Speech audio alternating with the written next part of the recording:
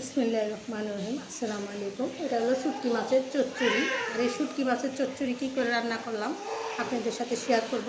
আমার ফুল ভিডিওটা দেখবেন, না টেনে চলুন দেখি।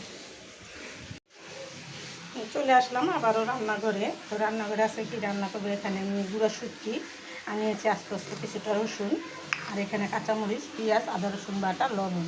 তো আমি কাঁচামরিচটা একটু আদা বাংলা করে নেব। প্রথমে আমি শুটকিটা একটু ভালো করে চাইলা নিব, তেল ছাড়া।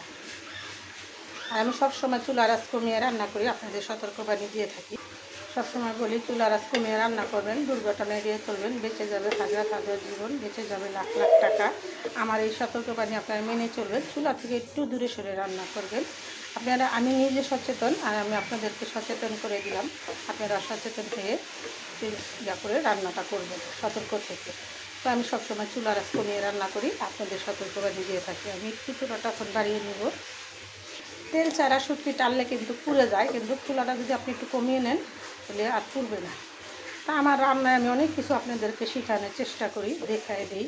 আপনারা দেখে আমার ভিডিওগুলো দেখে আপনারা একটু হলেও উপকৃত হবে। আমার শুটকিটা কিন্তু টালা হয়ে গেছে আর আমার মরিচটা মিহি করা হয়ে গেছে। আমি এখন রান্না চলে যাব। প্রথমে দিয়ে দিব রসুনগুলো, আস্ত রসুন দিয়ে দিব, পেঁয়াজ কুচি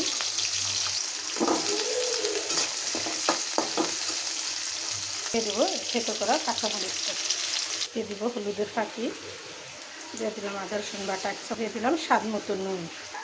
তো এই রান্নার সময় অনেকে বলে লবণ, আর আমরা বলি নুন। আমাদের মুসলমান ধর্মে নুন বললে 10টার দিকেই পাওয়া যায়। আপনারা চেষ্টা করবেন নুন বলার জন্য, লবণ না বলে। তো লবণ আমরা শুদ্ধ ভাষায় বলি, না বলে মানে আমিও মাঝে সবসময় বলি না, মাঝে মধ্যে বলে ফেলি নুন, আবার লবণও বলি। তো আপনারা, আমি সচেতন থাকি, আপনারাও একটু সচেতন হবেন, আপনারা বলবেন নুন।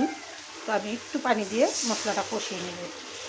চুলার আঁচটা একটু বাড়িয়ে দিলাম, মশলাটা ভালো করে 10 মিনিট কষিয়ে নেব।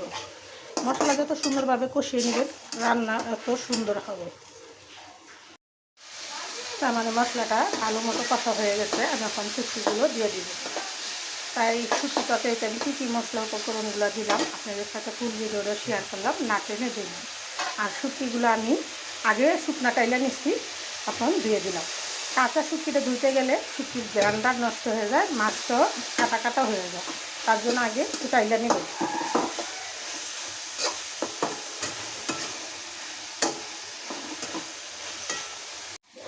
এবার শুটকিটা কিন্তু এখানে বাজে হয়ে গেছে। আমি একটু পানি দিয়ে, চচ্চড়ি করবো তো, একটু পানি দিয়ে ভালো করে কষিয়ে নেব। তো আমি এখানে পরিমাণ মতো একটু পানি দিয়ে দিলাম। আমি এই পানিটা একদম শুকনা শুকনা করে নেব। চচ্চড়ি করলে তো শুকনা শুকনাই করতে হবে। তো এই রান্নাটা করতে আমার আরও 10 মিনিট সময় লাগবে। ফিরে আসবো 10 মিনিট পর।